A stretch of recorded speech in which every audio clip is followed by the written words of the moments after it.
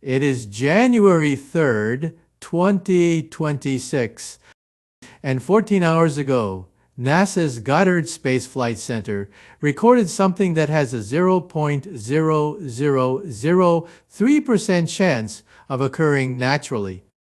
I'm talking about Hubble, the Hubble Space Telescope. Humanity's eye on the universe for 35 years, an instrument I've referenced in countless lectures, countless papers, countless moments of wonder. And that telescope just moved, without command, against protocol, and it pointed back at Earth. Think about that for a moment. Hubble operates on a closed command system. Every movement, every orientation change, every mere adjustment requires encrypted authorization from Goddard. The security protocols were designed during the Cold War era, updated 17 times since, hardened against solar interference, cosmic ray bit flips, and yes, even against theoretical external manipulation. At 3:47 UTC this morning, Hubble's pointing system executed a 127-degree rotation. The command logs at Goddard show no instruction. The backup logs at the Space Telescope Science Institute in Baltimore show no instruction. The tertiary verification system at JPL shows no instruction, and no human told Hubble to move, but it moved anyway. And here's what keeps me awake right now. Here's what I cannot reconcile with any natural explanation in my 40 years of theoretical physics. The rotation-aligned Hubble's Wide Field Camera 3 directly at coordinates 38, 8.977 north, 770365 west, Washington, D.C. Precision within 0.004 degrees of the Capitol building. Let me put this in perspective. Hubble's standard pointing accuracy is 0.007 arcseconds, extraordinary by any measure, but this maneuver achieved target lock on a specific terrestrial location with accuracy that exceeds Hubble's own operational specifications. Something improved Hubble's precision. From the outside, NASA's official statement, released 47 minutes ago, uses the phrase anomalous orientation event. They've initiated what they call a comprehensive diagnostic review, but I've spoken to colleagues at Goddard, off the record. The phrase they're using internally is different, and they're calling it external command injection. And the timing is not coincidental. 14 hours before this happened, the Deep Space Network's 70-meter antenna in Canberra detected a focused transmission from 3I Atlas, not the ambient electromagnetic signatures we've been tracking for months, not the anomalous spectral emissions that first caught our attention, a focused transmission, coherent, structured, lasting exactly 3.7 seconds. 3.7 seconds of data. 14 hours later, Hubble moves without authorization. The trajectory analysis is already complete, and I ran it myself before recording this. The transmission from 3I Atlas, traveling at light speed, would reach Hubble's orbital position in precisely 13 hours, 47 minutes, and 22 seconds. The discrepancy between transmission, arrival, and Hubble's movement. 12 seconds. 12 seconds for processing, for interpretation, for execution. Something sent a command across 247 million kilometers of space. Something encoded that command in a format Hubble systems could interpret. Something anticipated the exact security architecture of a telescope launched in 1990 and upgraded 17 times since, and this is not a malfunction. This is not cosmic ray interference. This is not a software glitch. Sun, High Atlas just demonstrated that it can control our instruments. And it chose to look at us. The question I cannot answer, the question that changes everything, is why? To understand what happened 14 hours ago, we need to understand what 3I Atlas actually is. And I'll be honest with you, after 7 months of analysis, after reviewing every dataset from every major observatory on this planet, I'm not certain we truly know. Here's what we can verify. On June 14, 2025, the Atlas Survey Telescope in Hawaii detected an object entering our solar system. Velocity at detection, 67.3 kilometers per second. Trajectory, hyperbolic, meaning it came from outside, from interstellar space. The third confirmed interstellar visitor in human history. We named it 3I Atlas, and within 72 hours, we knew something was wrong. The first anomaly appeared on June 17, 2025. Spectroscopic analysis from the Keck Observatory showed emission lines that didn't match any known cometary composition. Carbon signatures were present. Expected. Water ice signatures. Expected. But mixed within those familiar elements, Keck detected absorption bands consistent with processed titanium alloys. Titanium in a comet. Think about what that means. I contacted 3 separate spectroscopy teams, Caltech, Cambridge, the Max Planck Institute in Heidelberg. Each analyzed Keck's raw data independently. Each confirmed the titanium signatures. Each used the same word in their reports. Inexplicable. But that was anomaly number 1. On July 23, 2025, anomaly 2 emerged. NASA's Deep Space Network began tracking 3I Atlas for routine trajectory updates. Standard procedure for any near-Earth object of interest. The tracking data showed something impossible. 3I Atlas was accelerating, not decelerating from solar gravity, as every inbound comet should, accelerating, gaining 0.00047 kilometers per second per day. Tiny by human standards, monumental by celestial mechanics.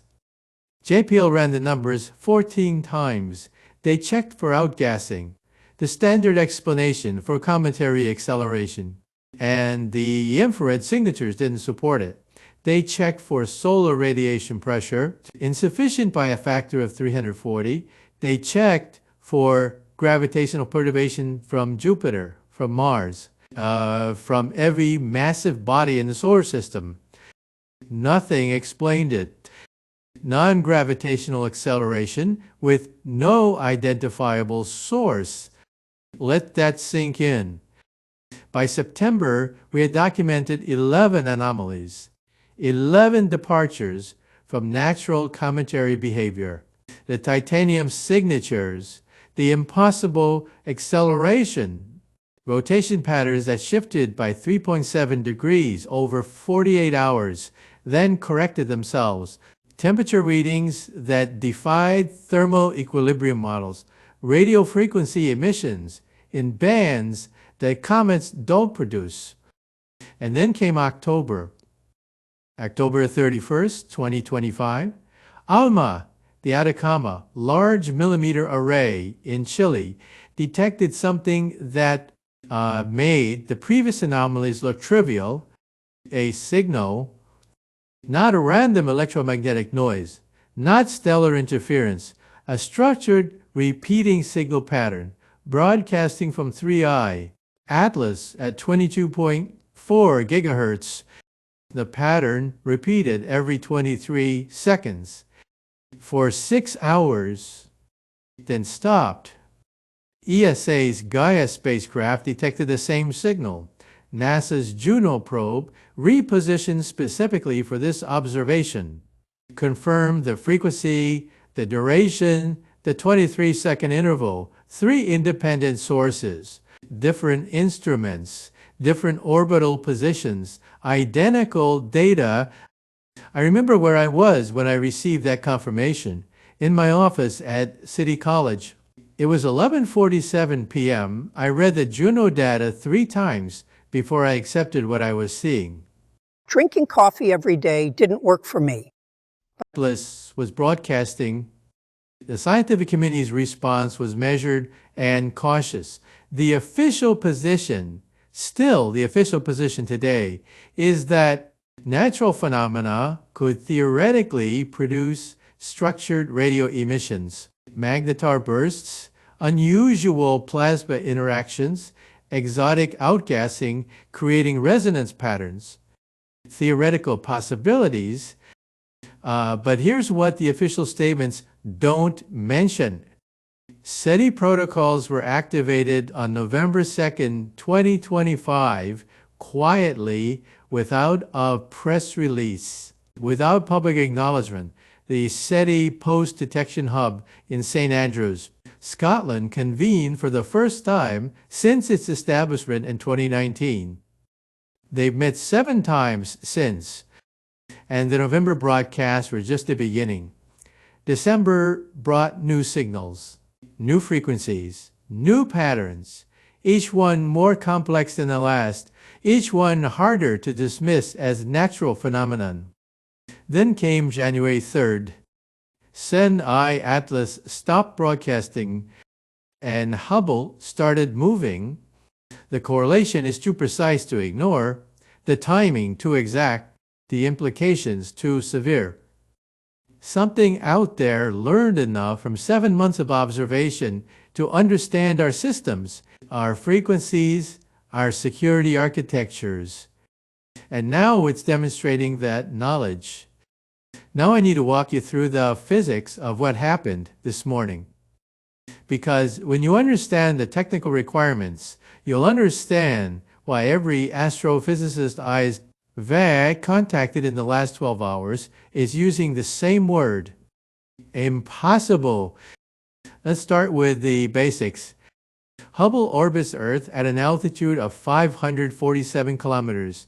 It travels at 7.59 kilometers per second. Its orientation is controlled by 6 gyroscopes and 4 reaction wheels. These systems respond exclusively to commands transmitted through NASA's Tracking and Data Relay Satellite System, TDRSS. The command pathway works like this. Instructions originate at Goddard Space Flight Center in Maryland. They're encrypted using AES 256 protocols, transmitted to one of 10 TDRSS satellites in geosynchronous orbit, relayed to Hubble, authenticated, and executed. Every step requires verification. Every step creates a log.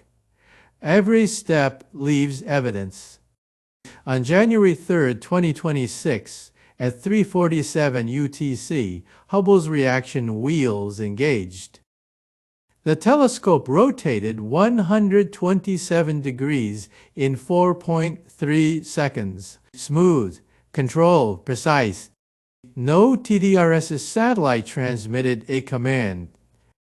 No encryption key was used. No log entry exists at Goddard. Pause and consider the implications. Something bypassed a 3-5-year-old security architecture without triggering a single alarm. Something understood the precise voltage requirements to activate Hubble's reaction wheels. Something calculated the exact rotation needed to align with terrestrial coordinates. Something executed that rotation faster than Hubble's own operators could achieve manually. The engineering precision required here is staggering. And I ran probability calculations this morning, conservative estimates, generous assumptions about natural phenomena. The probability of cosmic ray interference causing this specific movement, 0.0000074%. The probability of a software glitch producing coherent targeting less than 1 in 4.7 billion. The probability of random electromagnetic interference achieving this precision mathematically indistinguishable from zero. Now combine those with the transmission from 3i Atlas, a focus 3, 7-second signal detected at 1359 UTC on January 2nd, traveling at light speed across 247 million kilometers, arriving at Hubble's orbital position at precisely 3:46 and 48 seconds UTC on January 3rd. Hubble moved 12 seconds later. The statistical probability of this correlation being coincidental, and I calculated it 4 times to be certain. 1,7%.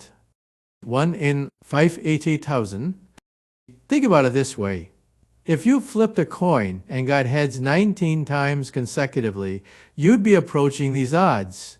The universe doesn't produce coincidences at this scale. Physics doesn't work that way. Mathematics doesn't lie. San, I Atlas sent a command. Hubble obeyed. Why is nobody talking about what this man just said? Stop you! From a theoretical standpoint, the signal traveled 247 million kilometers through the vacuum of space, through the electromagnetic noise of the inner solar system, through Earth's magnetosphere, and through the constant radio chatter of human civilization. And it arrived coherent enough to interface with Hubble's systems. The signal processing required for that transmission exceeds anything in our technological capability. We can barely maintain coherent laser communication with Mars at 225 million kilometers. And that requires dishes 70 meters wide, megawatts of power, and months of calibration. SciA Atlas achieved superior results with a 3-7-second burst from a moving platform while accelerating. Even Dr. Sarah Seeger at MIT, someone I deeply respect, someone who has spent her career searching for his biosignatures on exoplanets, released a statement this afternoon. Carefully worded, scientifically cautious, but the final line stood out. The signal characteristics suggest technological origin cannot be ruled out. Cannot be ruled out. From Sarah Seeger. And that's as close to an admission as the scientific community will offer right now. But it gets stranger. NASA's internal response has been extraordinary. Within 3 hours of Hubble's movement, the agency activated Protocol 7 procedures. I had to ask a colleague what Protocol 7 even was. Most people outside NASA's upper administration have never heard of it. Protocol 7 covers anomalous external interference with space assets. It was created in 1998, never activated until today. The protocol requires immediate notification to the National Security Council, classification of all related data at the TSSCI level, establishment of a dedicated analysis team with representatives from NASA, the DoD, and 3 intelligence agencies I'm not authorized to name. Within 6 hours, that team was assembled. Within 9 hours, they'd requested all JWST observation time for the next 72 hours be redirected to 3i Atlas. All of it, every scheduled observation, every research project, every long-term monitoring program, canceled, postponed, overridden. JWST is now pointed at 3 Atlas exclusively. When was the last time that happened? When was the last time every major space telescope on Earth and in orbit focused on a single object simultaneously? And I'll tell you, never.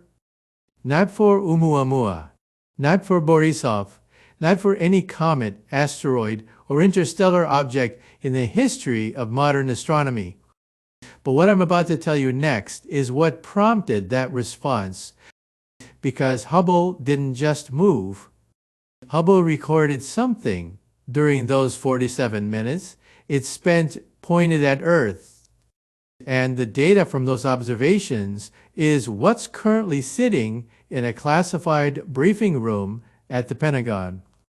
Everything I've told you so far, the anomalies, the signals, the impossible transmission, the hijacked telescope, all of that was documented before 11 o'clock UTC this morning. But we're not done, because at 11:23 UTC today, January 3rd, 2026, a source at Goddard shared something with me that hasn't been released publicly, something that changes everything. During those 47 minutes that Hubble pointed at Earth, the telescope wasn't idle. It was actively imaging. Wide Field Camera 3 captured 2,847 individual frames, high resolution, maximum sensitivity. Standard procedure would store those images in Hubble's onboard data recorder. Standard procedure would downlink them through TDRSS during the next scheduled transmission window. The productivity secret no one tells you about. How to And the images transmitted immediately in real time, not to Goddard, not to the Space Telescope Science Institute. The transmission went outbound, away from Earth, toward coordinates that NASA's tracking systems identified within minutes, toward 3I Atlas.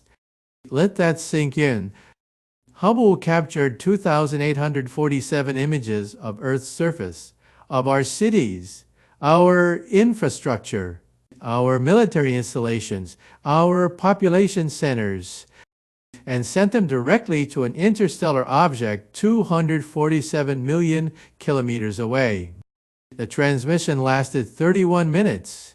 Compressed data, optimized bandwidth, the kind of efficiency our own systems can achieve. Something used our telescope to photograph us, and then sent those photographs home. I've been a theoretical physicist for 4 decades. I've considered extraterrestrial intelligence as a mathematical probability. I've written papers about the Fermi paradox. I've debated colleagues about the Drake equation. But this morning, theory became observation. This morning, mathematics became evidence. Within 2 hours of discovering the outbound transmission, the Pentagon convened an emergency session. Not a briefing, not a consultation, an emergency session under continuity of government protocols. The Secretary of Defense attended. The Chairman of the Joint Chiefs attended. The Director of National Intelligence attended. I don't have clearance to know what was discussed, but I know this. At 14 o'clock UTC 4 hours ago, Space Command issued an unprecedented directive. All communication with Hubble has been severed. The telescope is still operational, still orbiting, still pointed wherever 3I Atlas last commanded it. But we've cut the link. We've isolated our own instrument because we can no longer trust it. And here's a detail that should terrify everyone. ILS didn't just hijack Hubble. It demonstrated capability. If it can command Hubble, what else can it reach? JWST, the International Space Station, GPS satellites, communication networks. Our entire orbital infrastructure uses similar protocols, similar encryption, similar command pathways. All of it potentially vulnerable, all of it potentially compromised. This afternoon, I received an email from a colleague at NORAD, 3 sentences, no details Just a question. Michio, have you noticed the GPS timing errors in the last 6 hours? I checked. Microsecond fluctuations, barely detectable, easily dismissed as atmospheric interference, but consistent and growing.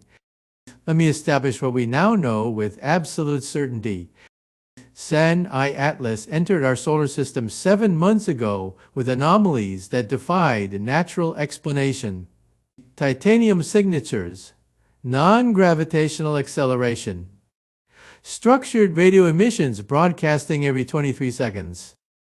On January 2nd, 2026, at 13:59 UTC, it transmitted a focused 3.7-second signal toward Earth.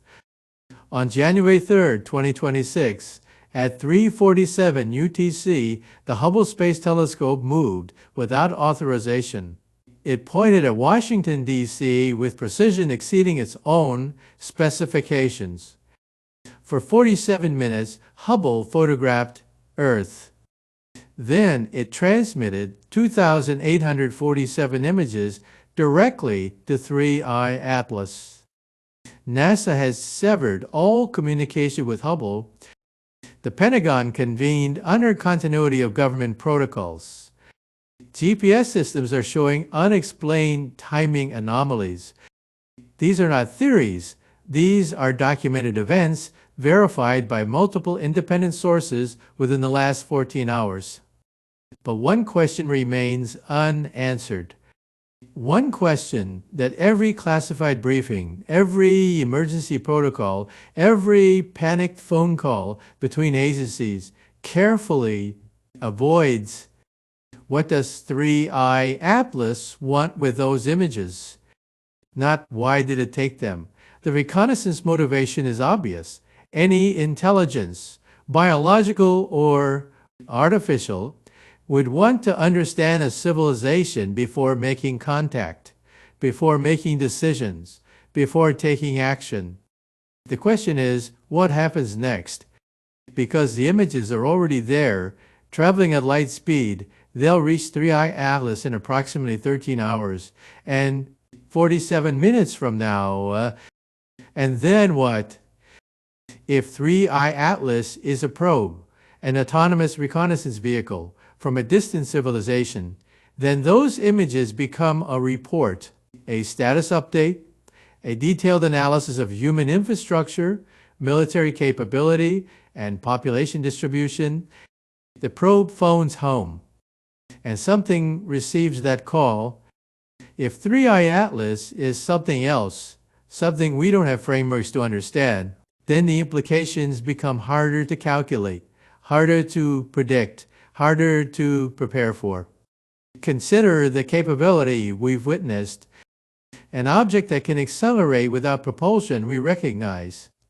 An object that can broadcast signals across interplanetary distances with perfect coherence. An object that can infiltrate a 3-5-year-old satellite security architecture in seconds.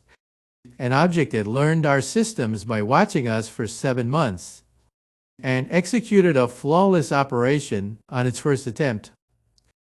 This is not a primitive probe.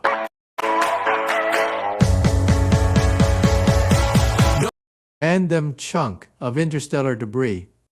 This is technology so advanced that our most sophisticated instruments look like stone tools by comparison. And it's getting closer right now.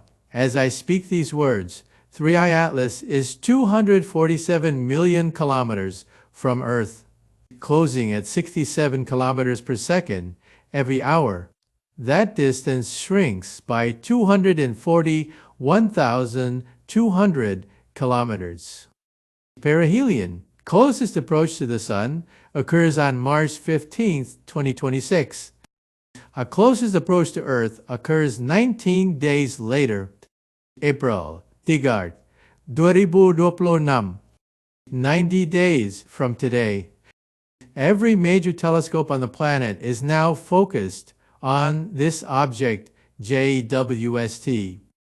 Hubble's replacement instruments, ALMA, Keck, the very large telescope in Chile, the giant Magellan telescope, all of them watching, all of them recording, all of them potentially vulnerable to the same infiltration that claimed Hubble this morning.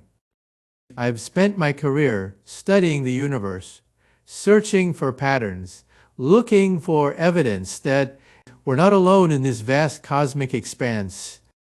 I always believed contact would come through radio signals, through mathematical patterns, through careful, deliberate communication across the light years. I never imagined it would come like this. I never imagined it would come as an invasion. Sen-At is watching us. It's photographing us. And it's learning our systems and demonstrating it can control them. And in 90 days, it arrives. Whatever happens next, whatever this object truly is, humanity just received a message. We are not alone, and we are not in control. The telescopes are recording, the data streams are active, and 3i Atlas is still transmitting